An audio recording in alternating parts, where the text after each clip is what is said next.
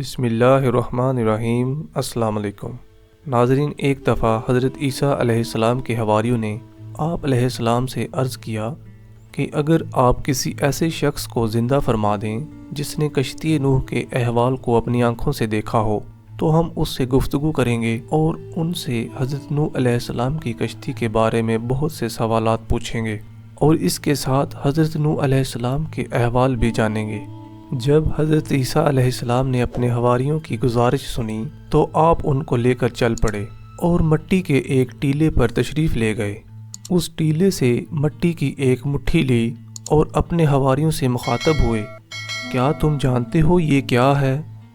حواریوں نے عرض کیا، اللہ اور اس کا رسول بہتر جانتے ہیں۔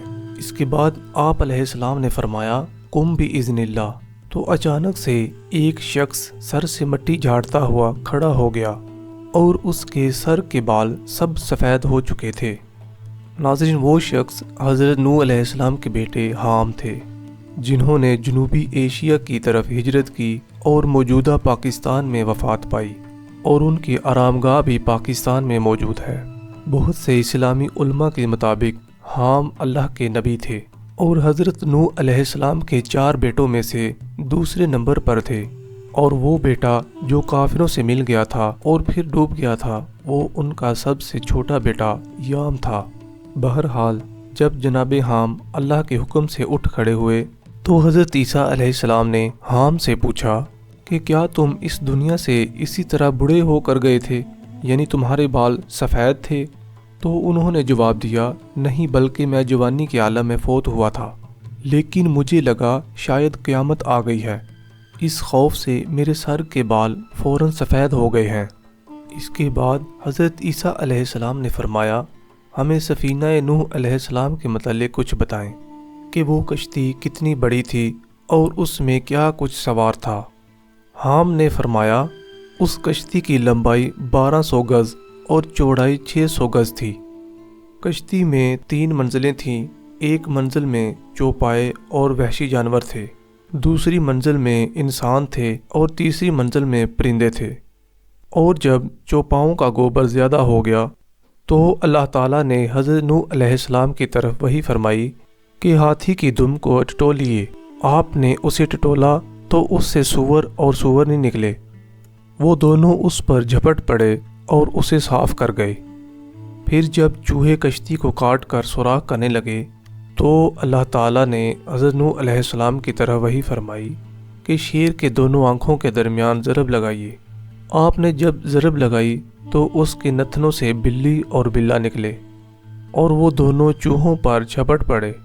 حضرت عیسیٰ علیہ السلام نے پوچھا کہ حضرت نوح علیہ السلام کو کیسے پتہ چلا کہ اب تمام کافر مر چکے ہیں؟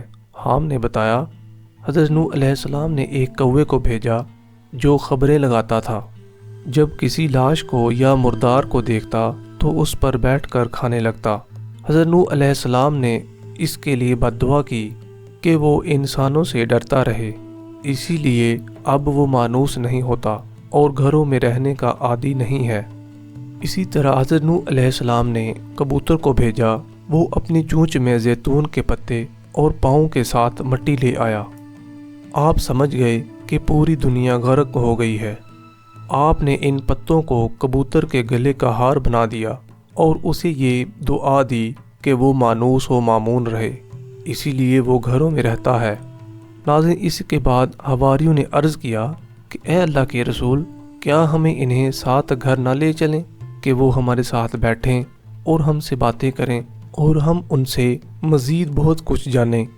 تو آپ علیہ السلام نے فرمایا، یہ شخص تمہارے ساتھ کیسے جا سکتا ہے جس کی آنکھوں میں روشنی ہی نہیں؟